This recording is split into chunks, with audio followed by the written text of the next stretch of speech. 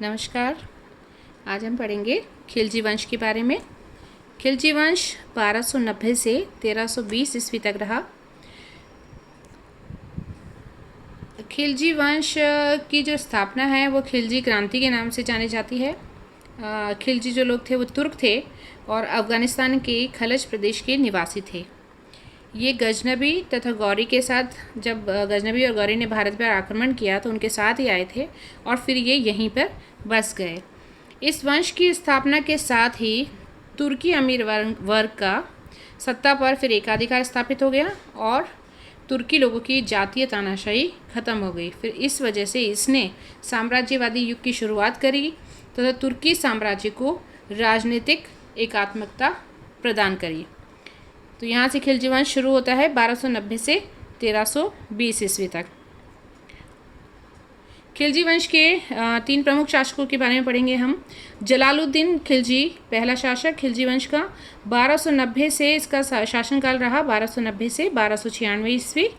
उसके बाद अलाउद्दीन खिलजी 1296 से 1316 ईस्वी और फिर कुतुबुद्दीन मुबारक शाह खिलजी 1316 से 1320। तो आज हम पढ़ेंगे जलालुद्दीन खिलजी के बारे में। इनका वास्तविक नाम फिरोज़ खिलजी और इन्हें खिलजी वंश का संस्थापक माना जाता है। और इन्होंने अपना जीवन जो शुरू किया वो सैनिक रूप में शुरू किया था, चूँकि राज्यारोहण जब इनका हुआ था ये 70 वर्ष के थे और ये योग्य सैनिक थे। और बलबन के शासनकाल में इन्हें उत्तर पश्चिमी सीमा का मुख्य सेनापति बना रखा था और मंगोलों के साथ उन्होंने युद्ध किया था और युद्ध में जो शौर्य और साहस प्रदर्शित किया था उसकी वजह से इन्हें समाना का सूबेदार जब यहाँ बने हुए थे तो वहाँ से बुलाकर उसे केकुबाद ने, जब निज़ामुद्दीन की मृत्यु हो गई तो सुल्तान केकुबाद ने प्रशासन का पुनर्गठन किया और उसे समाना से बुलाकर उस जलालुद्दीन को आरिज़ मुमालिक नियुक्त किया। उसके बाद उसे बरन की सूबेदारी नियुक्त करी, बरन का सूबेदार भी बना दिया और शाइस्ता खां की उपाधि दी, क्योंकि उसने मंगोलों के साथ जो युद्ध करके जो शौर्य और साहस दिखाया था उसकी वजह से उसको केकुबाद ने शाइस्ता खां की उपाधि प्रदान करी। और चूँकि वो बहुत योग्य सैनिक था और शक्तिशाली खिलजी दल का नेता भी था, तो जब केकुबाद विलासिता में डूब गया, उसने शासन की तरफ ध्यान नहीं दिया, तो ऐसी स्थिति में तुर्क अमीरों का षड्यंत्र शुरू हो गया और जिसमें जलालुद्दीन सफल भी हुआ। फिर जलालुद्दीन ने क्या किया कि दिल्ली आकर और कयूमर्स को, जो छोटा बच्चा था, उसको सिंहासन पर बिठा दिया, केकुबाद को हटा दिया और स्वयं जो था उसका वो संरक्षक बनकर बैठ गया। लेकिन चूँकि ये व्यवहारिक व्यवस्था नहीं थी, वो कब तक उसका संरक्षण बनकर रहता है, इसे 3 महीने के अंदर अंदर उसने केकुबाद और कयूमर्स दोनों का वध कर दिया। और उसके बाद जलालुद्दीन ने 13 जून 1290 ईस्वी को दिल्ली के पास ही था वो किलोखरी महल, जिसको कोलूगढ़ी भी कहते हैं, उसने अपनी राजधानी कोलूगढ़ी बनाई थी, वहीं पर उसका राज्याभिषेक किया, वहीं पर वो गद्दी पे बैठा 13 जून 1290 ईस्वी में। जलालुद्दीन पहला ऐसा सुल्तान था जिसने ये घोषित किया कि सत्ता का जो आधार है वो शासितों की इच्छा पर होना चाहिए। इसलिए उसने शासन की जो नीति को शासन नीति अपनाई थी वो उदारतापूर्वक थी और चारित्रिक श्रेष्ठता और धार्मिक प्रवृत्ति से उसने लोगों का असंतोष भी दूर किया। जलालुद्दीन ने स्टार्टिंग में ये ध्यान रखा, सावधानी बरती कि महत्वपूर्ण पदों पर अपने विश्वस्त अधिकारियों को रखा और इन पदों पर उसने अपने परिवार के लोगों को ही नियुक्त किया। जैसे उसने अपने बड़े बेटे इख्तियारुद्दीन को राजधानी के पास के क्षेत्रों का शासक नियुक्त किया, दिल्ली के जो आसपास का क्षेत्र था, और उसे खान खाना की उपाधि दी। उसने दूसरे पुत्र को अरकली खां की उपाधि दी और मुल्तान का सूबेदार नियुक्त किया। तीसरे पुत्र को कद्र खां की उपाधि दी और अपने छोटे भाई को आरिज़ मुमालिक नियुक्त किया और अपने भतीजे अलमास बेग को आखुर बग और उसका एक और भतीजा अलाउद्दीन, उसको अमीर तुज़ूक नियुक्त किया। और इसके अलावा एक और उसके संबंधी रिश्तेदार थे, अहमद चप, उसको उसने अमीर हाजिब के पद पर नियुक्त किया। इसके अलावा उसने चंगेज़ खां के वंशज उलुग खां के साथ अपनी पुत्री का विवाह किया। तो ये उसने अपने सिंहासन पे बैठते ही इन सब चीज़ों का बहुत ध्यान रखा। इसकी वजह से उसको काफ़ी लोकप्रियता भी मिली। इसका रीज़न ये था कि जलालुद्दीन ने उदारतापूर्वक जो था तुर्क अधिकारियों को अपने पदों पर पहले तो बने रहने दिया और उनके साथ उसने शांति और दया की नीति अपनाई और उनके शासन में कम से कम हस्तक्षेप किया, जिससे कि कोई रक्तपात नहीं हो, क्योंकि वो उदारता से ही शासन चलाना चाहता था। तो ऐसी स्थिति में ये उद्देश्य दिख रहा था कि वो शांति और सौहार्द की नीति से ही लोगों का विश्वास प्राप्त करना चाहता था। उसने शुरू से ही इस बात पे ध्यान रखा कि दिल्ली के नागरिकों या अधिकारियों को ऐसा कि मतलब इस तरह की कोई चीज़ नहीं हो कि जो किसी भी बात पे उसका संघर्ष हो। ऐसी स्थिति में उसने इस चीज़ को बनाए रखा कि कहीं किसी को कोई नाराज़गी नहीं हो, और उसने विनयशीलता की नीति अपनाई और तुर्क अधिकारियों को पदों तथा वेतन जो पहले देते थे उन्हीं को कंटिन्यू रखा, उन्हीं का उपभोग करने दिया, जिससे कि वे लोग संतुष्ट रहें। इसी वजह से इस नीति का ये अनुकूल परिणाम निकला कि दिल्ली के नागरिकों तथा अधिकारियों को सुल्तान की सदृश्यता पर विश्वास हो गया। उनको लगा कि हाँ ठीक है, ये सुल्तान हमारे लिए अच्छा है, और इसी से वो इन सभी जो अलग अलग वर्ग थे जिनको उसने सेटिस्फाइड किया था, संतुष्ट किया था, वो उन सभी वर्गों का समर्थन प्राप्त करने में सफल रहा। जलालुद्दीन की गृह नीति। बलबन की जो रक्त और लौह की नीति थी उसके स्थान पे जलालुद्दीन ने, मैंने बताया आपको, उसने उदार प्रशासन शुरू किया और आतंक और तलवार के स्थान पर उसने स्नेह, प्रेम और करुणा को ही, दया को ही प्रशासन का आधार बनाया। वैसे वो अनेक युद्धों का विजेता था क्योंकि उसका सारा जीवन ही युद्धों में बीता था, लेकिन उसने शांति की नीति को स्वीकार किया और सल्तनत के विस्तार के लिए और सुल्तान की शक्ति को बढ़ाने के लिए उसने इस चीज़ को, कठोर नीति को अपनाने से मना कर दिया, रक्तपात से मना कर दिया, मतलब अस्वीकार कर दिया। लेकिन अहमद शब जो कि उसका रिश्तेदार था, उसने कई बार उसे कहा था कि कठोर नीति अपनाएं इस प्रशासन को चलाने के लिए, लेकिन उसने इस चीज़ को नहीं माना। इसकी वजह से क्या हुआ कि बहुत सारे जो खिलजी अधिकारी थे वो सुल्तान के विरोधी हो गए, क्योंकि उनकी दृष्टि में ये था कि ये सुल्तान की जो ये नीति है वो यथार्थवादी नहीं है साम्राज्य के लिए। उसमें उनको लगा कि पश्चिमी सीमा पर जैसे मंगोल आक्रमण का खतरा रहता है, तो उसको रोकने के लिए कठोर नीति की ज़रूरी थी। तो सुल्तान की ये नीति उस समय कारगर नहीं थी, क्योंकि इन समस्याओं के अलावा साम्राज्य का विस्तार भी बहुत ज़रूरी काम था। तो तत्कालीन जो राजनीतिक और सैनिक परिस्थितियों में ये जो उसकी जो नीति थी, उदारवादी नीति, वो बिल्कुल अव्यावहारिक थी, ऐसा खिलजी अधिकारी मानते थे। और जो नए जो नवयुवक जो खिलजी थे वो उच्च पदों पर बैठना चाहते थे, तो वो वैसे सुल्तान की नीति से असंतुष्ट थे। उनकी दृष्टि में थे, वो मानते थे कि सुल्तान की जो नीति है वो दुर्बलता का प्रतीक है, क्योंकि वो 70 वर्ष की उम्र में एकदम वृद्धावस्था में तो वो सिंहासन पर बैठे थे, तो उनको लगता था कि वो युद्ध लड़ना ही नहीं चाहते। तो वे सुल्तान को उसकी बहुत जो वृद्धावस्था के कारण सुल्तान पद के लिए भी अयोग्य समझते थे और उसे बुद्धिहीन भी मानते थे, और वो उसे हटाकर ऐसा सुल्तान चाहते थे जो कि उनकी आकांक्षाओं को पूरा कर सके।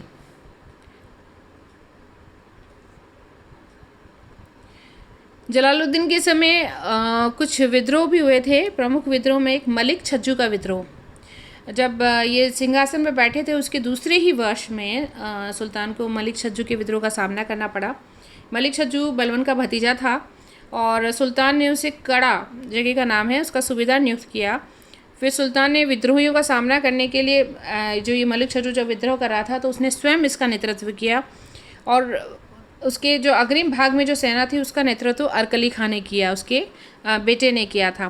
तो जब मलिक छज्जू नहीं माना तो बदायूं के पास अरकली खां ने मलिक छज्जू को पूर्ण रूप से हरा दिया और उसे बंदी बना लिया। लेकिन यहाँ पर भी उसने उसे बंदी बनाकर मलिक छज्जू को जो है वो क्षमा कर दिया, मतलब विद्रोही जो था इसको प्राण दंड नहीं देकर उसे छोड़ दिया, मतलब माफ़ी दे दी।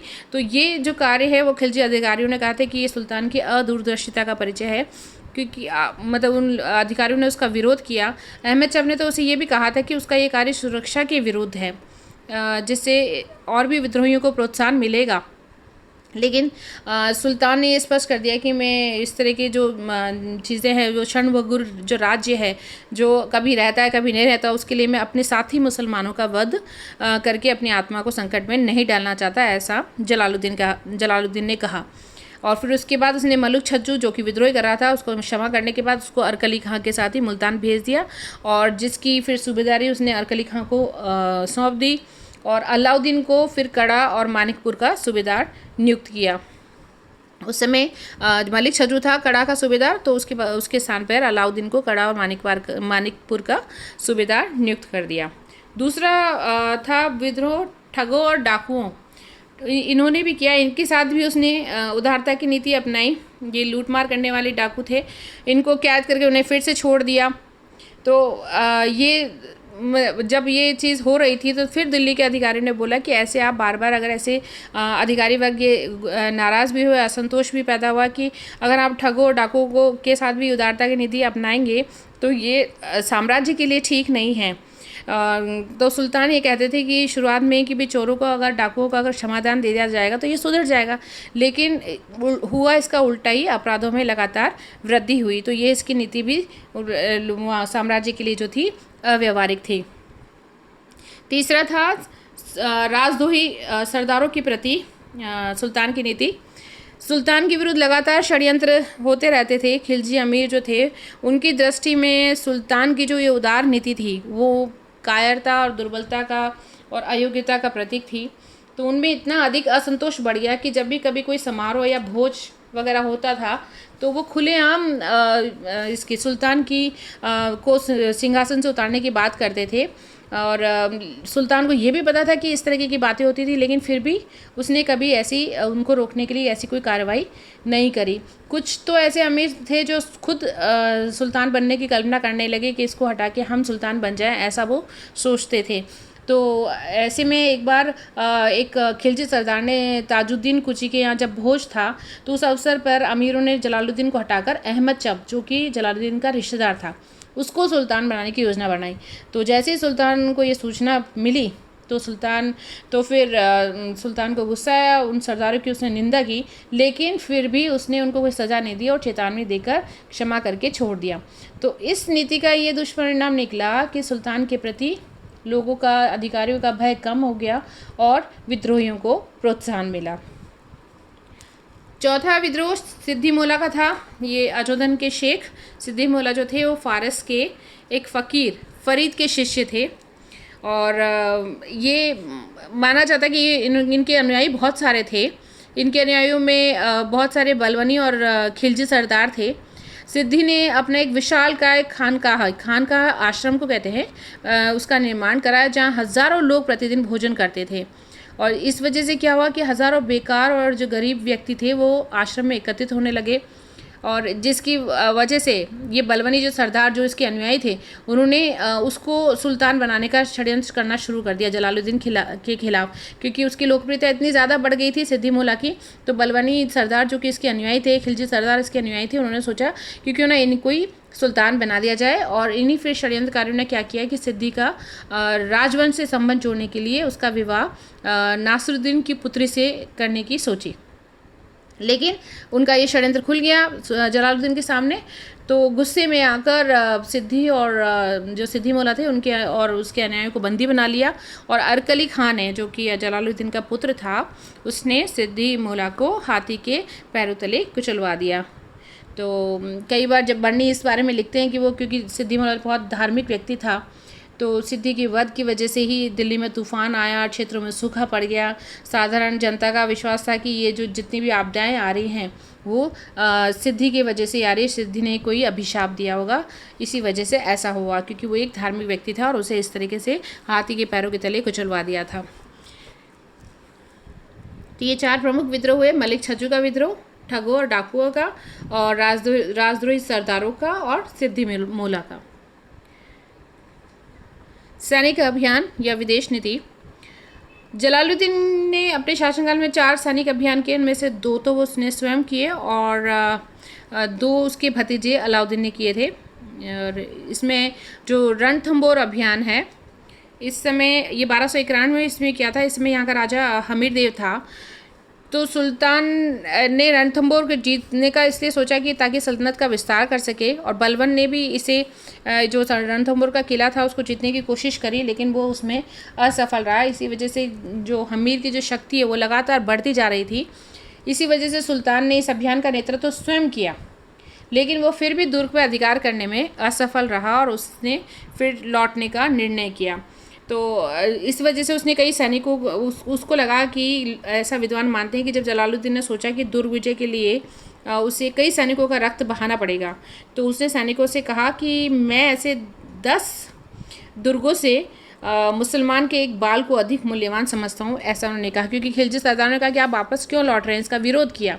तो उसने यही उत्तर दिया हो कि मुसलमानों का जीवन जो है वो दुर्ग से ज़्यादा मूल्यवान है, इसलिए हमें वापस लौटना होगा। लेकिन इतिहासकार मानते हैं कि वास्तविक कारण यह था कि सुल्तान को ये स्पष्ट हो गया था कि दुर्ग को जीतने में लंबा समय लगेगा, क्योंकि हमीर बहुत शक्तिशाली राजा था। तो उसको लगा कि जब दुर्ग को जीतने में लंबा समय लगेगा तो बहुत अधिक टाइम के लिए उसको दिल्ली से बाहर रहना पड़ेगा, तो षड्यंत्र होने के चांसेस बहुत थे। ऐसी स्थिति में दिल्ली से वो बाहर नहीं रहना चाहता था और इसी वजह से वो रणथंभौर अभियान से वापस लौट आया।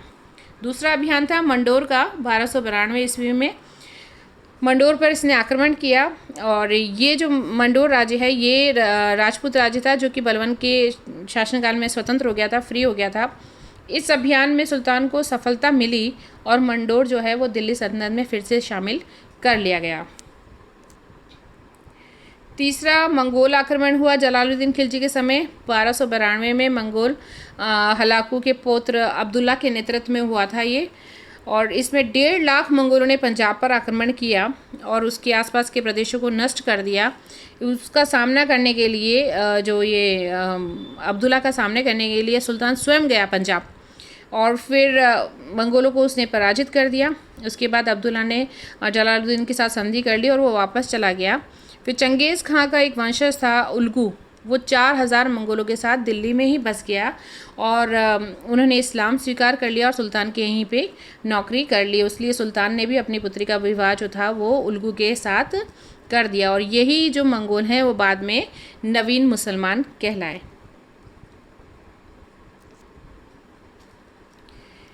चौथा अभियान भिलसा अभियान था। ये अलाउद्दीन के नेतृत्व में हुआ था 1293 में।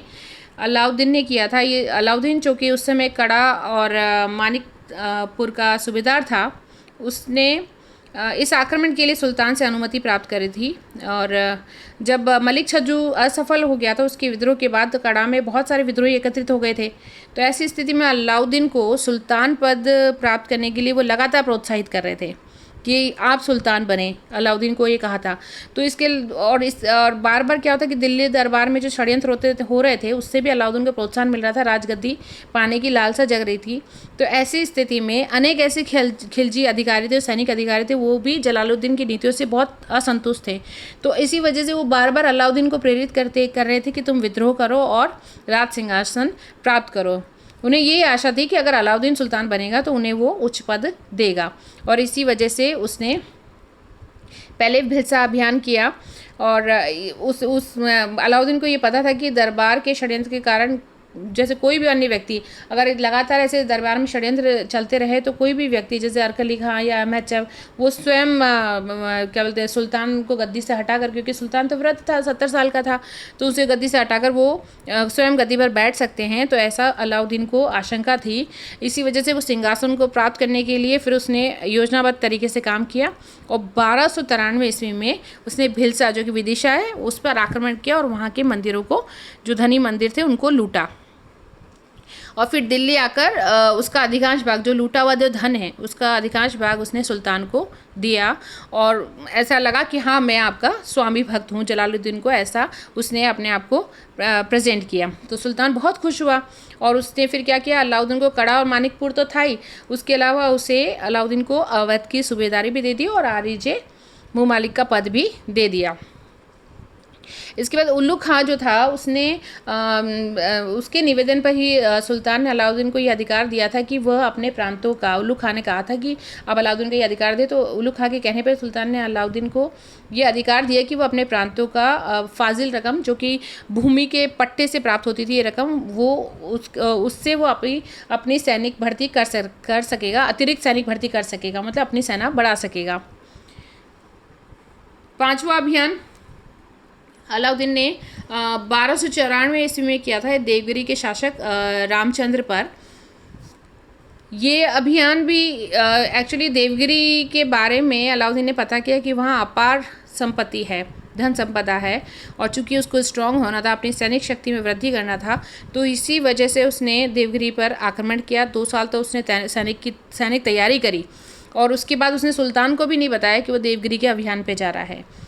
और जब उसका ये अभियान सफल हो गया और देवगिरी से उसने बहुत सारी संपत्ति लूट ली, अपार संपत्ति लूट ली, तो वो उसको कड़ा ले आया। कड़ा जहाँ का सूबेदार था सुल्तान। जब ये जलालुद्दीन है, इसको अलाउद्दीन की सफलता का पता चला तो वो बहुत खुश हुआ, लेकिन वो भी इस संपत्ति को प्राप्त करना चाहता था। तो अहमद चैप ने उसको कहा ये इसको जलालुद्दीन को कि वो चंदेरी में अलाउद्दीन को रोके और उससे वो संपत्ति छीन ले। लेकिन सुल्तान जो था वो अलाउद्दीन के समर्थकों के प्रभाव में था, तो इसलिए उसने कुछ भी नहीं किया। और इसी बीच में अलाउद्दीन जो था वो कड़ा पहुंच गया, मतलब उसने उससे धन संपत्ति नहीं छीनी। फिर लास्ट में ये हुआ कि क्योंकि अलाउद्दीन बहुत महत्वाकांक्षी था और खिलजी सरदार और असंतुष्ट अमीर सब अलाउद्दीन के साथ थे, तो जब सुल्तान ग्वालियर में था तो उसी समय अहमद चैप ने जब उसे अलाउद्दीन को रोकने का परामर्श दिया, उसको क्या जलालुद्दीन को, जो कि देवगिरी से विशाल संपत्ति लेकर जा रहा था, लेकिन सुल्तान ने उसका परामर्श नहीं माना कि नहीं, उसको नहीं रोका वहाँ पर, और वापस अपना दिल्ली लौट गया। तब उलुग खान ने भी उसको कहा कि आप दिल्ली ही लौट जाएं, तो लेकिन अहमद चैप ने कहा नहीं, आप दिल्ली ना लौटें, अलाउद्दीन को रोकें और उससे देवगिरी की विशाल संपत्ति ले लें, लेकिन जलालुद्दीन ने नहीं माना।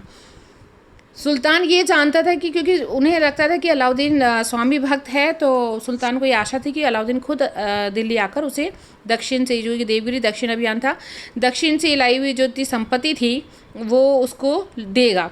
लेकिन वो ऐसा हुआ नहीं। जब वो दिल्ली पहुंचा तो उलुग खान ने सुल्तान को बताया कि अलाउद्दीन बहुत डरा हुआ है और जब तक सुल्तान उसे क्षमा नहीं करेगा तो वो दिल्ली नहीं आएगा, ऐसा उसने उलुग खान ने जलालुद्दीन को कहा। तो अलाउद्दीन ने भी फिर ऐसे ही एक प्रार्थना पत्र सुल्तान के पास भेज दिया। तो फिर सुल्तान ने यानी जलालुद्दीन ने एक हस्ताक्षर युक्त पत्र भेजा अलाउद्दीन को, और उसमें लिखा कि हाँ, मैंने तुम्हें क्षमा कर दिया है और तुम दिल्ली आ सकते हो। फिर जब वो दिल्ली नहीं आया अलाउद्दीन, तब इसने उलुग खान ने ही जलालुद्दीन को कहा कि आप स्वयं, सुल्तान को कहा कि आप स्वयं कड़ा जाकर अलाउद्दीन को क्षमा कर दें। तो इसके बारे में ये बरनी लिखता भी है कि जलालुद्दीन ये इस बारे में लिखता है कि मृत्यु ने सुल्तान के सर के बालों को पकड़कर अपनी ओर घसीटा। ये बरनी ऐसा एग्जाम्पल देता है कि सुल्तान जो है नदी मार्ग से कड़ा पहुंचा, और फिर उसने उलुग खान ने कहा कि आपको शस्त्रों की ज़रूरत नहीं है, निशस्त्र और बिना अंगरक्षक के जाइए। तो वो बिना अंगरक्षक और बिना शस्त्र के नाव से उतरकर अलाउद्दीन से मिलने के लिए जैसे ही बढ़ा, तो वहाँ पर अलाउद्दीन की सेना पहले से ही खड़ी थी, युद्ध की स्थिति में खड़ी थी। तो जब जलालुद्दीन को बिल्कुल भी शक नहीं हुआ, जब जलालुद्दीन ने अलाउद्दीन को गले लगाया, तभी अलाउद्दीन के संकेत पर एक सैनिक ने सुल्तान पर 2 बार तलवार का वार करके उसका सर काट दिया, और उसके बाद अलाउद्दीन को सुल्तान घोषित कर दिया। अब कहा जाता है कि जलालुद्दीन खिलजी के लिए कि ये बहुत जो उदारवादी शासन की जो नीति अपनाई थी वो उसी के साम्राज्य के लिए, उसके स्वयं के लिए सही नहीं थी, अव्यावहारिक थी, और ऐसा माना जाता है। लेकिन जलालुद्दीन खिलजी के लिए कहा जाता है कि जो उसने उदारवादी शासन की जो स्थापना की थी वो प्रजातीय आधार पर नहीं थी, बल्कि उसमें सभी वर्गों को उसने शामिल किया था। ये एक तरीके से इंडो मुस्लिम राज्य था, इसमें दोनों वर्गों को सही तरीके से उसने पदों पर स्थापित किया था। उसने शांतिपूर्ण नीति अपनाई थी, अनावश्यक रक्तपात की नीति को उसने त्याग दिया था। लेकिन और जो कहा जाता है कि उसकी शांतिवादी नीति और जो थी वो कायरता निर्बलता का प्रतीक थी, तो ऐसा नहीं है। वो एक योग्य सेना नायक था और उसने बहुत अच्छे से मंगोलों से युद्ध किया था। तो उसने शांति की नीति को अपनाया, क्योंकि सुल्तान बनने के बाद उसने शांति और व्यवस्था को आवश्यक समझा, ऐसा वो स्वयं मानता था। तो जलालुद्दीन ने प्रशासन में सभी वर्गों को बराबर से स्थान दिया और उनको संतुष्ट रखने की कोशिश करी। जो बलवानी अमीर और तुर्क पदाधिकारी थे उनको पदों पर रखकर उसने समन्वय तथा सहयोग की नीति भी शुरू करी, कि सबको संतुष्ट रखने का प्रयास किया। तो इसलिए जलालुद्दीन की जो नीति थी वो नकारात्मक नहीं थी, सकारात्मक ही थी। ऐसा कुछ विद्वान मानते हैं कि ऐसा हो सकता है उसकी वो दुर्बल नीति की वजह से ऐसा उसकी मृत्यु हुई है, कमज़ोर साबित हुआ, लेकिन ऐसा नहीं था, क्योंकि उसकी जो उदार नीति थी वो बलवन की कठोर और जो आतंकवादी नीति थी, रक्त और लोह की नीति थी, उसके विरुद्ध एक ये उदारवादी प्रयोग था। लेकिन जो बरनी ने जैसा जलालुद्दीन के बारे में लिखा है, उसकी घटनाओं के बारे में उल्लेख किया है, वो बिल्कुल सुल्तान के विपरीत थी। अगर बर्नी उसके पूर्ण, ऐसा कहा जाता है कि अगर बर्नी उसके पूर्ण व्यक्तित्व के बारे में अच्छे से प्रेजेंट करता तो शायद उसके बारे में निष्पक्ष निर्णय हो सकता था। इसलिए ये नहीं कहा जा सकता है कि जलालुद्दीन की जो मृत्यु या जलालुद्दीन का पतन या जलालुद्दीन के साम्राज्य में जो असंतुष्ट था, जो अव्यवहारिक था, वो उसकी नीति की वजह से था, उदारपूर्ण नीति या शांतिपूर्ण नीति की वजह से। ऐसा नहीं कहा जा सकता। तो जलालुद्दीन खिलजी आज हम इतना ही पढ़ेंगे और इसके बाद हम पढ़ेंगे अलाउद्दीन खिलजी के बारे में। तो आज के लिए इतना ही। Thank you.